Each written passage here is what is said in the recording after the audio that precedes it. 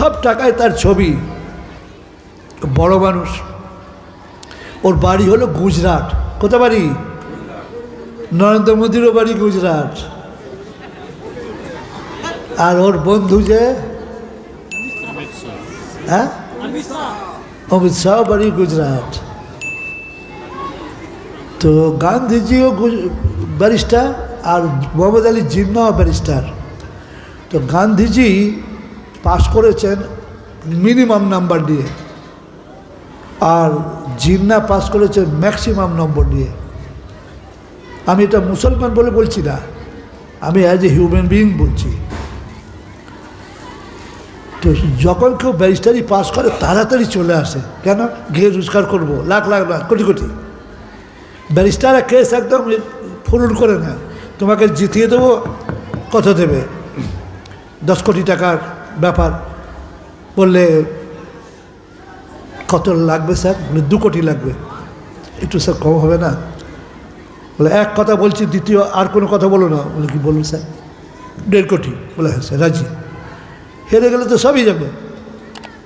তো এক কথায় 1.5 কোটি ইনকাম হয়ে গেল। তো ব্যারিস্টার যখন গান্ধীজি ব্যারিস্টার হলেন, তাড়াতাড়ি বাড়ি চলে আসছেন, গিয়েই রোজগার করবো। এসব ইতিহাস আপনি বইয়ে পাবেন না, এই জিন্দা বইয়ের কাছ থেকে পাবেন। তারপর এলেন বাড়িতে, চিঠি লিখলেন যে আমি যখন এয়ারপোর্টে নামবো তখন একটা হাতি ভাড়া করে আনবে। সেই হাতির পিঠে যখন আমি যাব, লোক আমাকে দেখবে, বলবে ব্যারিস্টারি পাস করে যাচ্ছে, ব্যারিস্টারি পাস করে যাচ্ছে। সব যুক্তি হয়ে গেল যে একটা হাতি ভাড়া করেছে, যে হাতি চলছে গদাম গদাম গদাম গদাম করে, আর উনি বসে আছে। সে গান্ধীর তখন চেহারা কি, একবারে প্যান্ট শার্ট টাই একবারে যেমন হয় আর কি। তারপরে যেটা ড্রেস দেখছেন, চাদর গায়ে দিয়ে আর টায়ারের স্যান্ডেল আর হাতে লাঠি, খালি পা, ওটা হলো একটা রাজনীতি। অর্থাৎ ছোট লোক, শিডিউল কাস্ট, শিডিউল ট্রাইব, মনে রেখো আমিও তোমাদেরই। আর তার খাওয়ার ব্যবস্থা করা হতে হয় কোনো মুচির বাড়িতে, নাহলে কোনো বাগদির বাড়িতে, নাহলে কোনো ম্যাথরের বাড়িতে। তো তিনি যেটা খেতেন সে খবর আপনারা জানেন না। সেটা যে কত টাকা দাম সে বাজারে আল্লাহ ভালো জানেন। তিনি খেতেন ফলের রস, তিনি খেতেন যা, সেটা ভারতবর্ষের কোনো লোক এইভাবে এত নিয়ম ধরে কেউ খায়নি। খুবই ভালো ভালো জিনিস খেতেন তিনি। তো তিনি ব্যারিস্টার হয়েই তাড়াতাড়ি চলে এলেন। আর জিন্না ব্যারিস্টার হয়ে, মুসলমান বলে প্রশংসা করছি না, ব্যারিস্টারও ওইখানেই ব্যারিস্টারি করতে লাগলেন। কোথা? লন্ডনে। এটা জানেন ভারতবর্ষে ব্যারিস্টার হওয়া যায় না, এটা আগে জানেন না? কি বলুন, জানেন না? জানেন না কি ভারতে ব্যারিস্টারি পাস হয় না? হয় না, ওটা আজও হয় না, আজও হয় না। উনি ব্যারিস্টারি করে সেইখানে ব্যারিস্টারি করতে লাগলেন। কোথা? লন্ডনে। এমন ইংরেজি বলতেন যে জজ সাহেবকে ডিকশনারি খুলতে হতো। বলেছে এটা বড্ড বাড়াবাড়ি করে বলছেন, আপনি জিন্নার খুব ভক্ত। আমি জিন্নার ভক্ত হতে পারি যে মোটেই নামাজ পড়তো না, যিনি মোটেই রোজা রাখতেন না, যিনি হজ জাকাতের ধার ধারতেন না, সারাদিন রাতে প্রায় 12-14 বার মদ খেতেন? আমি কখনো তার ভক্ত হতে পারি? তিনি যে বিশাল বড় মাপের ট্যালেন্ট, বড় মাপের একজন ব্যারিস্টার, এটা আমাকে স্বীকার করতেই হবে, কারণ সত্যটাকে তো অস্বীকার করা যায় না। যদি বলেন আপনি যে কথা বলছেন অসম্ভব, তাদের ভাষা ইংরেজি, আর তারা ডিকশনারি দেবে। ডিকশনারিটা তৈরি হয়েছে কী জন্যে? যেটা শব্দটা জানো না সেটা দেখে নাও। আপনার তো ভাষা বাংলা, খুব শুদ্ধ বাংলা বললে কটা লোক বুঝতে পারবে? আবদুল্লাহর বিয়ে হয়েছে বারাঙ্গনা একটা শিক্ষিতা মেয়ের সঙ্গে। এটা আবদুল্লাহর প্রশংসা না দুর্নাম? উত্তরটা দিন। প্রশংসা। বারাঙ্গনা বেশ্যা। আর আব্দুল জব্বার বিয়ে করেছে একজন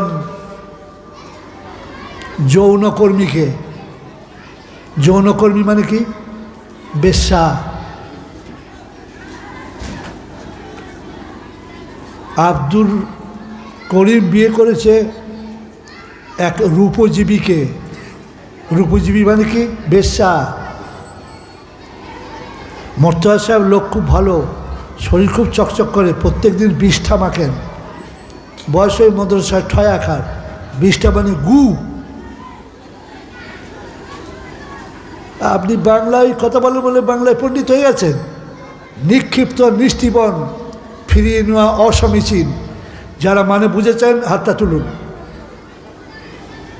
একজন। আর কেউ আছেন? নিক্ষিপ্ত নিষ্ঠিবন, ফিরিয়ে নেওয়া অসমীচীন। এতগুলো লোকের মধ্যে একটাই লোক বুঝলো? তাহলে বাংলা আমি বলছি, তাহলে বাংলা কীরকম জানে বুঝতেই পারছেন। এবার বলুন। হ্যাঁ, ছুড়ে দেয়া। আর নিষ্ঠিবন? নিক্ষিপ্ত নিষ্ঠিবন, ফিরিয়ে নেওয়া অসমীচীন। বসুন। নিষ্ঠিবন মানে কি জানেন না? কি আগে বলুন। জানেন? জানেন না তো তাহলে হাত তুললেন কেন? নিষ্ঠিবন মানে থুতু, ফেলে দেওয়া থুতু ঘুরিয়ে নেওয়া যায় না। আমি কি বলতে, আমি নিজের বুজুর্গি দেখাতে আসিনি। যে তার ভাষা ইংরেজি জলসায় বলে তিনি সব জানেন তা মনে করবেন না। এমন ইংরেজি বলতে তাকে ডিকশনারি দেখতে হতো। কত বড় মাপের মানুষ তিনি। তার মা বাপ তাকে পাঠিয়েছে, ছেলে আমার নাম নিয়ে আসবে। কিন্তু জানেন, আমাকে বলতে লজ্জা লাগছে, উনি রাত্রে রুটি খেতেন। বলে আপনিও তো রুটি খান। আমিও রুটি খাই। আমি রুটি খাই মিষ্টি দিয়ে, নাহলে খাই তরকারি দিয়ে, নাহলে শুধুও খেতে পারি। ভালো কিছু হলো না, গল গল করে শুধুই খেয়ে নিই। বিশ্বাস করুন, কিছুই লাগে না আমার। ঠিক করে নিয়েছি একটা রুটি আমি রাতে খাবো। ছোটো রুটি হলে দুটো খাবো, বড় রুটি হলে একটা খাবো। আপনারা কিন্তু পেট ভরে ভালো করে খাবেন, কারণ শরীর নষ্ট হয়ে যাবে। আমার শরীরের দরকার নেই তো আর। তো উনি রুটি খেতেন রাত্রে শুয়োরের মাংস দিয়ে। কি দিয়ে বললাম? তার কারণে নামাজ পড়ার মন হয়, রোজা রাখার ইচ্ছা হয়, হজ করার ইচ্ছা হয়, জাকাত দেওয়ার ইচ্ছা হয়, দাড়ি রাখার ইচ্ছা হয়। দাড়ি যারাই রাখতে পারেননি তার দুর্বলতা আছে। আমাকে লোকে কি বলবে, মুসলমান বলবে, দরকার নেই বাবু, রাখবো না। আপনি যত বীরই হন, আপনি যে একটা কাপুরুষ, সাথে কিন্তু কোনো সন্দেহ নেই। যাতে আমাকে মুসলমান বলে চিনতে না পারে, জানতে না পারে। কিন্তু না, একটা মহিলা যদি লাখ লাখ টাকার খাবার খায়, যে আমার একটু দাড়ি চাই, খুব ভালো ভালো খাবার খেতে লাগলো, দাড়ি হবে? মোটা মোটা গোঁফ হবে? হবে না। ষাঁড়ের ঝোঁট হয়, গায়ের হয় না। মোরগের গলায় চুল, তার হালচাল আলাদা। সিংহের কেশর থাকে, কেশর বোঝেন? গলায়। সিংহীর থাকে না। তা আল্লাহ যার দাড়ি দিয়েছে সে পুরুষ ও মহিলার সেজে থাকে। রাত্রেবেলায় যখন শুয়ে থাকে, স্বামী স্ত্রীর মাঝখানে ছেলে হাত দিয়ে দিয়ে দুধ খাবে, মাকে খুঁজছে, আলো লোডশেডিং হয়ে গেছে। তা বাপের গালে হাত দিয়ে দেখছে, এইটাই মা। সে বুকে মুখ ঘুরছে, দেখবে আমার কাছে খেতে মুখতে আসছে, ওই দিকে যা। তা ছেলের দোষ নেই, আপনারই দোষ। আপনি তো মেয়ের সেজেই আছেন। ও কি আর বীর বাপকে পাচ্ছে? যাদের দাড়ি নেয় তাদের কি রাগ রাগছে বলে দেখি। বলে এ শালাকে আর আনা হবে না, বড্ড কড়া কড়া কথা বলে। এইবার হিয়ার মেয়ে, আর এই যে কোশ্চেন আপনি যে বললেন, এর দলিল আপনার কাছে? Yes, I have come with many documents. কোন বই আছে? বলে আমরা বইটা পড়বো। বইটা কাল কিনুন। বইটার নাম ফ্রিডম অ্যাট মিডনাইট। রিপিটেশন করছে, আবার ছেলেগুলো গোলমাল করছে, খেলা করছে, বন্ধ করতে বলুন, আওয়াজ বন্ধ করতে বলুন। তারা জানছে মেলা দেখতে এসছি, আবার কি? ওইখানে যান, একজন যান, ছেলেদের থামান। যার ছেলে গোলমাল করছে তিনি বাচ্চাকে নিয়ে বাড়ি চলে যান। বইটার কি নাম বললাম? ভুলে গেছিল। কি নাম বললেন? What is the name of that বুক? হ্যাঁ, ফ্রিডম অ্যাট মিডনাইট বাংলা মানে হলো মধ্যরাত্রির স্বাধীনতা। লেখকের নাম কি? মিস্টার কলিন্স, ওয়ার্ল্ড ফেমাস বই। অস্বীকার করতে পারেন? তিনি এসে কি উপকার করলেন? দেশটাকে ভাগ করলেন। দেশটাকে যারা ভাগ করলেন, হি ওয়াজ ওয়ান অফ দেম। কিন্তু দেশটা ভাগ করার পরে লাভ কি হলো? যারা পাকিস্তানের প্রেমিক তারা পাকিস্তান চলে গেল, আর বাকি লোক বলল আমরা ইন্ডিয়ায় জন্মেছি, আমরা ইন্ডিয়ায় মরব, ইন্ডিয়া আমার দেশ, আর আমরা ইন্ডিয়ার মুসলমানরা যত সহজে ভারতকে রক্ষা করার জন্য প্রাণ দিতে পারি, আর কারো দেওয়ার ক্ষমতা নাই। কেন? আদম আলাইহিস সালাম প্রথম নেমেছেন, 1, 2, জিবরাইল আলাইহিস সালামের পায়ের ধুলো এখানে পড়েছে, 2, 3, হাজরে আসওয়াদ এখানে প্রথম এসেছে, 3, আর মক্কা যাত্রা আরম্ভ হয়েছে ওখান থেকে, 4। ওটা কেন বলেছিলাম এবার ভেবে দেখুন। কোরআনও এতে আছে, বিজ্ঞানও এতে আছে। তিনি কি উপকারটা করে গেলেন দেশটা ভাগ করে? আজ যদি পাকিস্তান, ভারত, বাংলাদেশ একসঙ্গে আমরা থাকতাম, আমাদেরকে পাকিস্তান চলে যাওয়া বলবার বাপের ক্ষমতা কারো ছিল? উত্তরটা দিন। পাকিস্তান যারা চায় দে হ্যাভ গান অ্যাওয়ে, তা তো চলে গেছে। আমরা পাকিস্তান চাই না বলেই তো এখানে আছি। এ কথা বলবার ক্ষমতা তো কারো নেই। এবার বলছি, এখন যা সব আইন ফাইন হচ্ছে, আমি তো রাজনীতি ভালো জানি না, আদার ব্যাপারই বেশি রাজনীতি বুঝি না। তো রাজনীতি যারা বোঝেন তাদের ধন্যবাদ জানাচ্ছি। রাজনীতি আপনারা করছেন, করবেন। রাজনীতি ছাগলে করবে না, আর গরুতেও করবে না, বাঁদরেও করবে না, মানুষই করবে। আপনারা করবেন। বলে আপনি কেন করেন না? আমার যোগ্যতা নেই বলে আমি করি না। আমার এমএলএ, মন্ত্রী, এমপি হওয়ার শখ নেই। আপনারা এমএলএ, মন্ত্রী, এমপি হবেন, আমি অতি খুশি। আমার নিজের হওয়ার প্রয়োজন লাগবে না। আমি সিংহাসন পেয়ে গেছি, মানুষের মনের ভেতরে আমি জায়গা পেয়েছি। ঠিক বলছি না ভুল বলছি? অতএব আমার সিংহাসন আমি পেয়ে গেছি, আই হ্যাভ গট। এখন যেটা বলছি, রাজনীতি করবেন কিন্তু বুদ্ধিটা ঠিক রাখবেন, হোশ রাখবেন। হোশ, জোশে কাজ হবে না। 10,000 মুসলমান আর 8,000 হিন্দু একসাথে বেরিয়েছেন।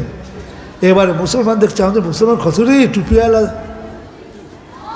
নারে তাকবীর আল্লাহু আকবার, নারে তাকবীর আল্লাহু আকবার।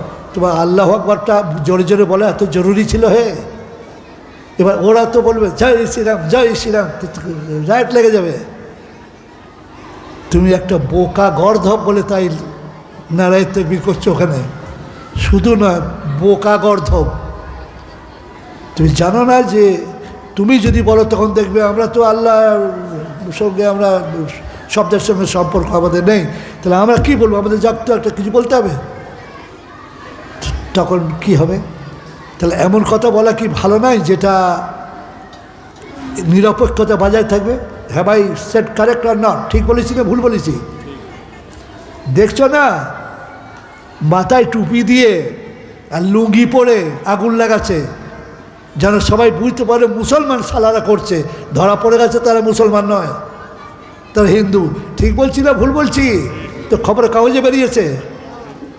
তো তোমাদের জ্ঞান কবে হবে, কবে সাবালক হবে? হিন্দুদের উপর খুব রাগ হয়েছে তোমাদের। হিন্দুদের দোষ নেই, দোষ তো আমাদের। ভুল ইতিহাস বেইমান করে গেছে ব্রিটিশ, তার প্রতিবাদ কোনোদিন করেছেন? কোনোদিন তার বিরুদ্ধে কোনো মিছিল বার করেছেন? যে ইতিহাসের সংশোধন করতে হবে, করতে হবে, আমরা দেশের লোক, জনতা, এই আমাদের দাবি, বলেননি তো কোনোদিন। আমি গোলাম মোহাম্মদ মুর্তজা করতে শুরু করেছিলাম, তখন আমার বয়স ছিল 27। আমাকে করেছিলেন আপনার হতাশ। কিভাবে বক্তারা এত হিংসুটে হয়, বেশিরভাগ কল্পনা করতে পারবেন না। টুক করে কাগজে চিরকুটি লিখে দিত। কী করবো? বলে তুমি গিয়ে খালি ওনার হাতে দিয়ে এসো।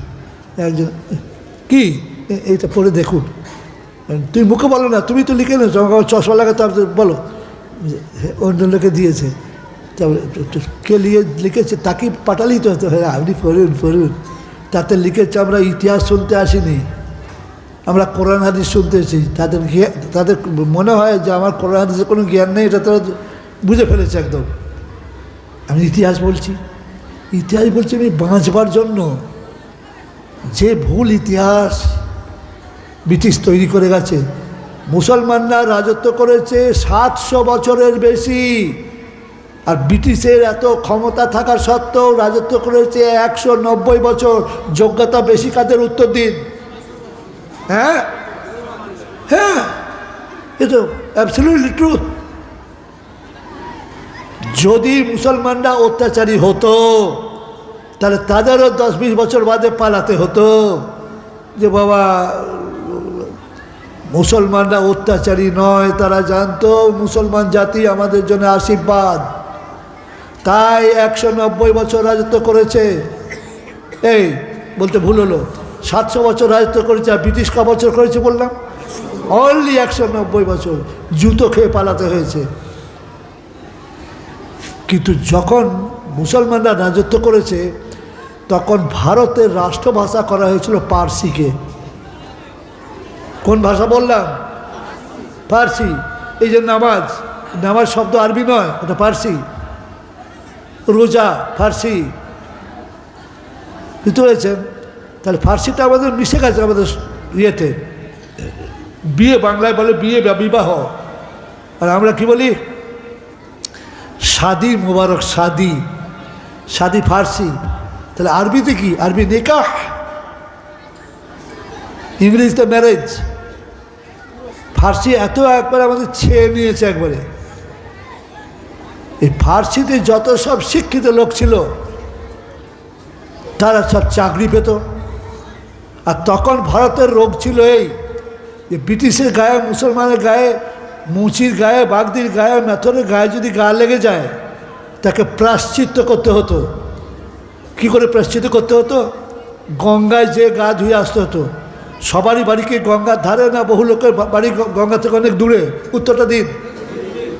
তো যখন দূরে তখন ট্রেন ছিল না, বাস ছিল না, টোটো ছিল না, অটো ছিল না, রিক্সা ছিল না, তো কী ছিল?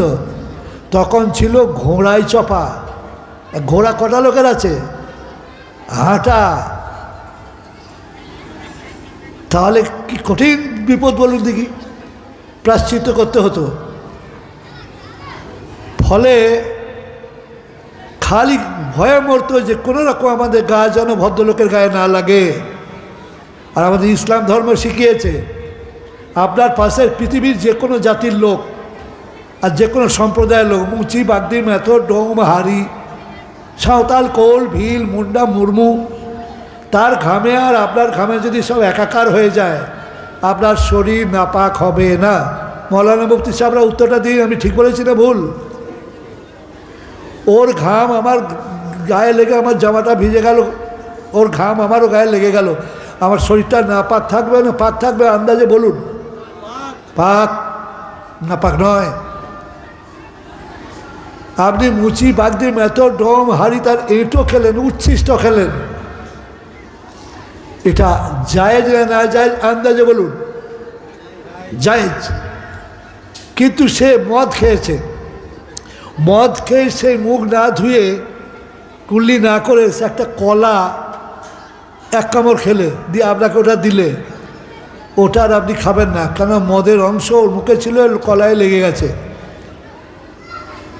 এটা তো হিন্দু বলে নয়, একটা মুসলমান যদি মদ খায় সেই অবস্থায় সে একটা কলা খেয়ে আপনাকে দেবে, ওটাও কি আপনার খাওয়া চলবে? উত্তর দিন। না, বিচার সমান। আমাদের ইসলামী আইনে রাজা, বাদশাহ, সুলতানের যা শাস্তি, আর একটা গরিব ভিখিরি অন্যায় করলে একই শাস্তি। তো আমরা যখন ভারতবর্ষে মুসলমান কেউ ছিলাম না, তখন প্রাণদণ্ড হতো অনেক অপরাধ করলে, ব্রাহ্মণের কখনো প্রাণদণ্ড হতো না। ভারতবর্ষের প্রথম ব্রাহ্মণের প্রাণদণ্ড হয়েছিল কখন? ব্রিটিশের আমলে। যার প্রথম প্রাণদণ্ড হয়েছিল, ফাঁসি হয়েছিল, তার নাম কি? নন্দকুমার। বাড়ি কোথা? মহারাজ নন্দকুমারের বাড়ি কোথায় জানেন? হ্যাঁ, এই নন্দকুমার তো জায়গাটার নাম, বাড়ি বীরভূম, বাড়ি বীরভূম, নন্দকুমার জায়গাটার নাম। যাই হোক, আপনারা এগুলো শুনছেন, আমি মরে গেলে আপনাদের মনে থাকবে যে জীবন্তই ঐতিহাসিক এসেছিল। আমি মরা ঐতিহাসিক নয়, মিথ্যা ইতিহাস আমি বলি না। এবারে প্রশ্ন করতে পারে, আপনি বললেন গান্ধীজি কম নম্বর নিয়ে পাশ করেছে, এটা বলেছি না বলিনি? মিনিমাম মানে কম নাম্বার, আর ম্যাক্সিমাম মানে বেশি নাম্বার। তো আপনি জাতির পিতার জন্য এরকম বললেন না, এটা আমি বলিনি, ওটা উনি বলেছেন। প্রমাণ, উনি জেলে বসে যে বইটা লিখেছেন 7 খণ্ডের ডিকশনারি মতো মোটা মোটা। ক খণ্ডে বললাম? 7 খণ্ডে উনি লিখেছেন ইংরেজিতে, সেটা হিন্দি হয়েছে, নানা ভাষায় বেরিয়েছে, বোধহয় বাংলাতেও বেরিয়েছে। তাতে উনি লিখেছেন আমি খুব কম নম্বর নিয়ে টায় পাস করেছি কোনো রকম। তাহলে আপনি বেশ বুঝতে পারছেন যে আমি জিন্নাকে মোটেই শ্রদ্ধা করি না। তিনি ইসলামটাকে একবারে পায়ে জমা করে দিলেন। কি উপকারটা করে গেলেন আমাদের? কিছুই তো উপকার হলো না। আজ এই যে ভুল বলছে আমাদের পাকিস্তান চলে যাও, তোমাদের পাকিস্তান, আমাদের পাকিস্তান কী করে হলো? কী করে আপনি বলছেন শিক্ষিত লোক হয়ে? আপনি তো ভুল বলছেন। ভারতের জন্য প্রাণ দিতে পারি আমরা কেন? ভারতের সাথে কোরআন জড়িয়ে, হাদিস জড়িয়ে, নবী জিবরাইল এসব জড়িয়ে রয়েছে। এ খবরটা আজকে যে বললাম, এটা জানা দরকার ছিল না? উত্তর দিন। এবার বলবো, যেটা বুঝবেন এই কথাটা দুষ্প্রাপ্য, প্রথম পেলাম, সেটা এখানে রাখবেন, কাজে লাগবে। এবার বলছি, আল্লাহ কোরআনে বলেছে লাআল্লাকুম তাতাফাক্কারুন, এর বাংলা মানে সম্ভবত তোমরা চিন্তা করবে। আল্লাহ চিন্তা করাকে ভালোবাসেন, পছন্দ করেন। যারা চিন্তা করে তাদের বাংলায় বলা হয় চিন্তাশীল, ইংরেজিতে বলা হয় থিঙ্কার। তাদের আল্লাহ ভালোবাসেন। চিন্তা করবেন, সব জায়গায় চিন্তা করবেন। আপনাকে 2টো রসগোল্লা খেতে দিয়েছে, আপনি বিসমিল্লাহ খেয়ে নিয়ে পানি খেয়ে নিন, আপনি চিবিয়ে খান আর বিশ্বাস চিন্তা করুন, হায় আল্লাহ, এই যে রসগোল্লাটা হয়েছে এটা তো ছানা থেকে হয়েছে, আর ছানা হয়েছে দুধ থেকে, গরুর দুধ, আর গরুর দুধটা হয়েছে একটা গাই থেকে। আর সেই গাই কত ঘাস, কত গাছপালা খেয়েছে, তার থেকে দুধ তৈরি করেছেন। সেই দুধ থেকে আবার ছানা হয়েছে, সেই ছানা রসগোল্লা হয়েছে। আখ লাগিয়েছে, আখ থেকে চিনি হয়েছে, সেই চিনি এতে মিশানো হয়েছে। আর যে প্লেটটা তৈরি হয়েছে এটা চীনামাটি আপনি মাটির তলায় দিয়ে রেখেছেন, তার থেকে চীনামাটি প্লেট হয়েছে। আর যে চামচে করে খাচ্ছি এটা তৈরি হয়েছে লোহা থেকে, আরবিতে লোহাকে বলা হয় হাদিদ।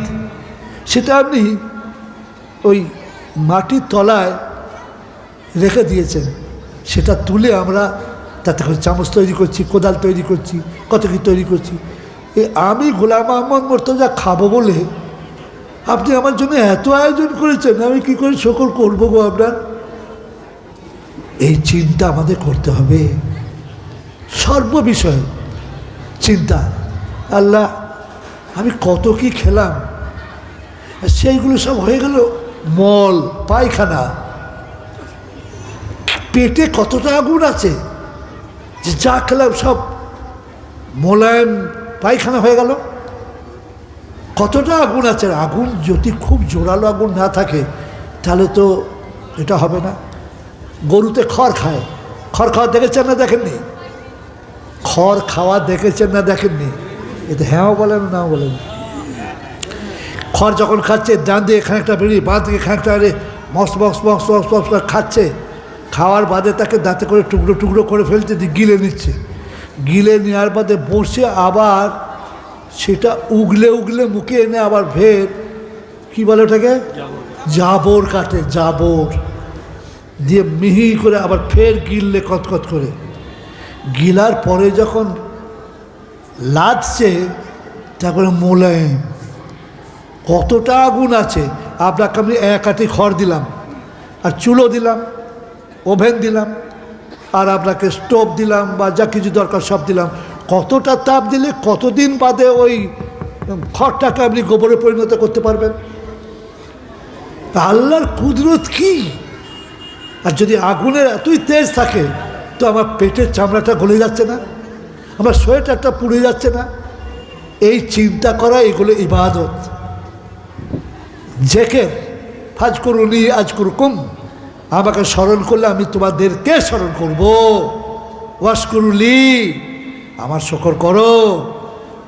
যার যত জ্ঞান দিয়েছেন তিনি তত আল্লাহর ভালো শাকের বান্দা। শাকের মানে কি? কৃতজ্ঞতা স্বীকারকারী, শকর করনেওয়ালা। আল্লাহ কি করে এটা হলো? এবার আমি আবার গোড়ায় চলে গেলাম। মনে রাখবেন, আজ হিন্দু মুসলমান আমরা বাস করছি, নতুন কথা কি এটা বলিনি যে আমাদের সকলের বাপ এক আর মাও এক?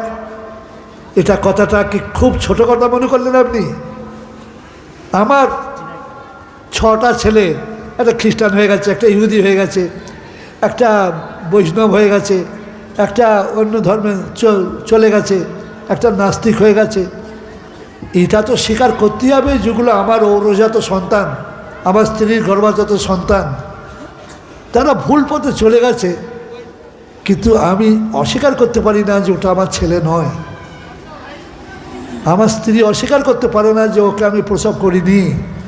এই সম্পর্কটা আমরা তুলে ধরতে পারিনি, এটা আমাদের ত্রুটি। আমি জীবনে প্রথম বই লিখেছিলাম, কেন জানেন? আমি স্বপ্নেও জানতাম না যে আমাকে বই লিখতে হবে। তো আমি একটা জায়গায় বক্তৃতা করতে গিয়েছিলাম, মুর্শিদাবাদ, নবাব সিরাজউদ্দৌলার যেখানে রাজত্ব করেছেন সেখানে বক্তৃতা করছে একটা হাই স্কুলে। বক্তৃতা করতে করতে একটা লোক উঠে দাঁড়ালেন, দিয়ে বললেন, বাবা আপনার বক্তব্য শুনলাম, আমি এই হাই স্কুলের হেডমাস্টার, আপনার বয়স খুব কম, তো আপনি যে বক্তব্যটা রাখলে এরকম বক্তব্য আমি জীবনে শুনিনি, আমি খুব খুশি। কিন্তু আমি একজন হেডমাস্টার হিসেবে আমি খালি এইটুকুই বলবো যে আপনি যে বলছেন এই তো কোনো বইয়ে পাওয়া যায় না, তো কী করে বিশ্বাস করবে এগুলো সত্য? আপনি কি বই লিখতে পারেন না? আমার বই লেখার রাস্তাটা কে করে দিলেন? আল্লাহ, এর মাধ্যমে। সত্যি তো বই তো নেই। আর হিন্দুদের আপনারা দোষ দিচ্ছেন, আমরা দোষ দিচ্ছি যে হিন্দুরা খারাপ লোক, এইসব করছে, জয় শ্রীরাম বলাচ্ছে। কিন্তু হিন্দুদের কথাটা আপনি একটু ভেবে দেখুন তো, ওরা আমাদের সাথে কত ভালো ব্যবহার করেছে। ব্রিটিশ চলে যাওয়ার পর ইতিহাসটা পুরো বদলে দিয়ে গেল। বদলে দিয়ে যেটা করে দিয়ে গেছে, তাতে মুসলমানদের বিরুদ্ধে লিখেছে না পক্ষে লিখেছে? উত্তর নেই, সব বোবা। কাল থেকে ব্যবা ব্যবা করবে তো, উত্তর দিতে পারছো না। বিয়ের সময় হু তো দিয়েছিল ভালো করেই, এত টাকা দেন মরে পরিবর্তে কবুল করলে হু হু, এতে কেন রা বেরোচ্ছে না? আমি প্রথম যে বইটা লিখেছিলাম তাতে কি ছিল, গোটা বইটা তো মুখস্থ বলা যায় না, সেটা আমি একটু বলি। মুসলমানদের কাছে পুস্তকের সম্রাট, গ্রন্থের সম্রাট কোনটা? আল কোরআন। এটাও বলতে পারছো না? কোরআন কোরআন কোরআন।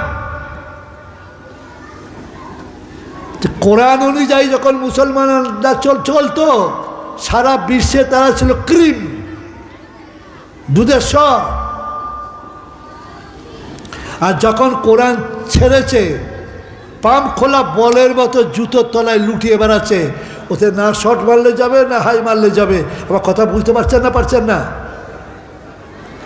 আজ মুসলমান যত আমরা আছি, মেদিনীপুর জেলা, বর্ধমান জেলা, সব জেলায় মদ খাওয়া হারাম।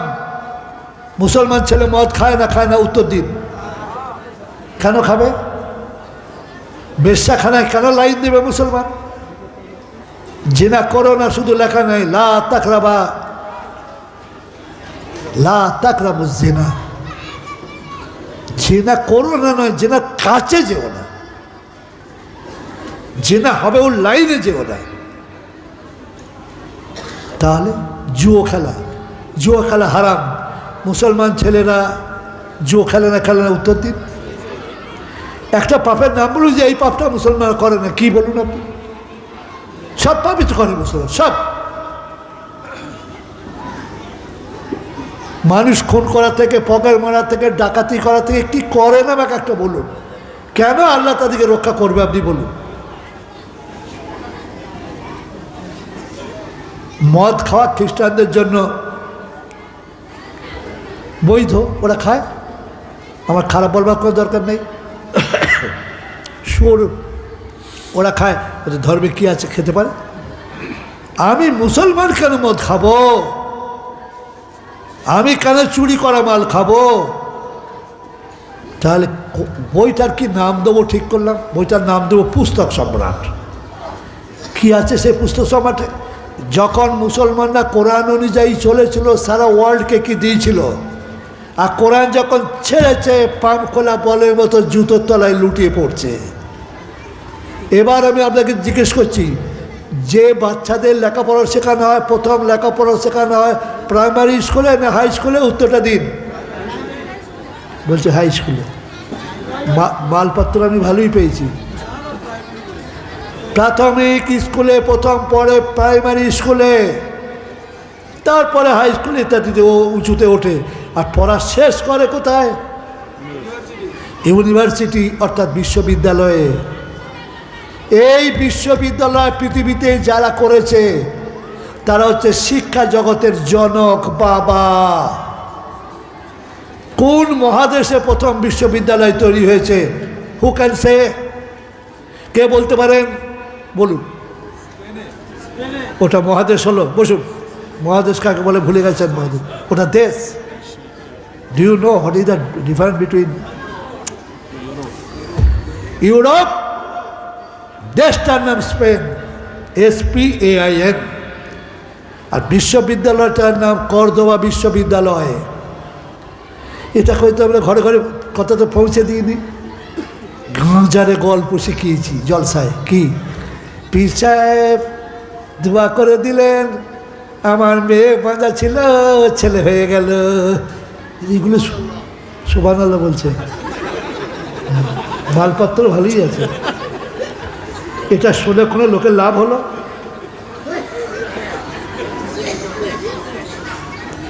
আল্লাহর রহমতে সুবহানাল্লাহ বলার লোক রেডি আছে। তাও পীর সাহেবের তাও নাম বলি দি। অবস্থা আমারও কপাল, আপনাদের কপাল। চেয়ারগুলো তো মাঝখানে খালি হয়ে গেল। উচিত ছিল কি এগিয়ে আসা।